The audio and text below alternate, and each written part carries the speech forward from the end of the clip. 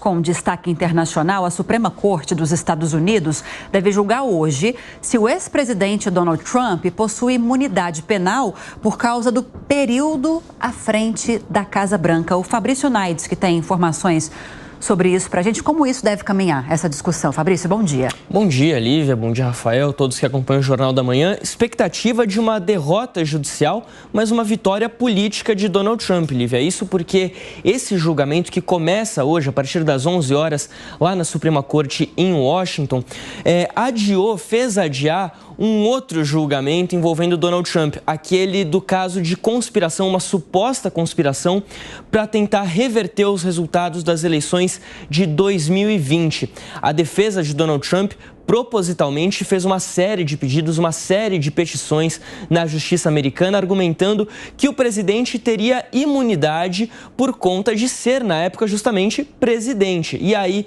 esse caso foi parar na Suprema Corte dos Estados Unidos. O que acontece? Esse é um caso sem jurisprudência nenhuma, porque até hoje nenhum ex-presidente dos Estados Unidos havia sido acusado de algum tipo de crime. É a primeira vez que isso acontece. Existe uma exceção. Richard Nixon, lá na década de 70, por conta do caso do Watergate, mas aí Nixon renunciou e o sucessor dele, o Gerald Ford, acabou dando um indulto e aí Nixon não foi acusado de nada. Essa é uma manobra da defesa proposital justamente para adiar esse julgamento de conspiração que pode ter consequências sérias para Donald Trump. A expectativa é de que a Suprema Corte não emita uma decisão sobre a imunidade de Trump até pelo menos junho.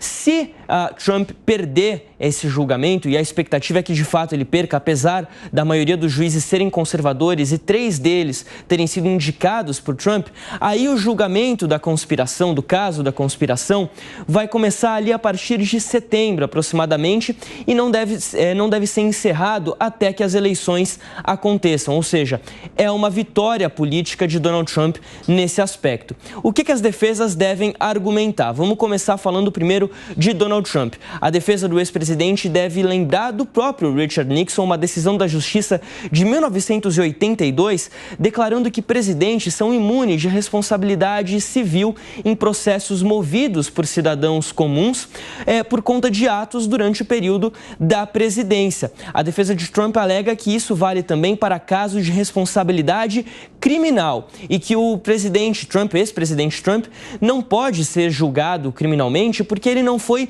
empichado pelo Senado americano. A gente lembra que houve uma discussão envolvendo isso, um processo de impeachment movido contra ele em 2021, em fevereiro de 2021, por conta de uma suposta tentativa de incitar os ataques ao Capitólio, que aconteceram em janeiro daquele ano.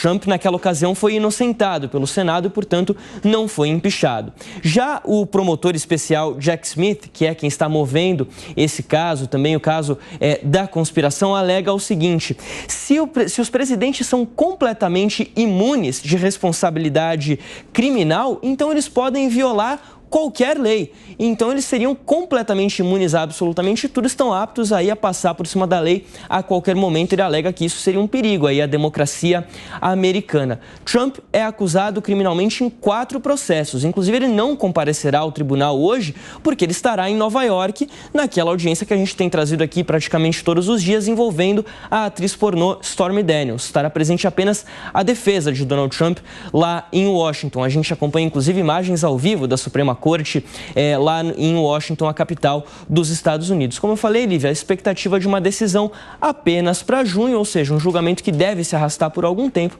até que tudo seja resolvido. Obrigada pelas informações, Fabrício Naides, que até já. Até a próxima.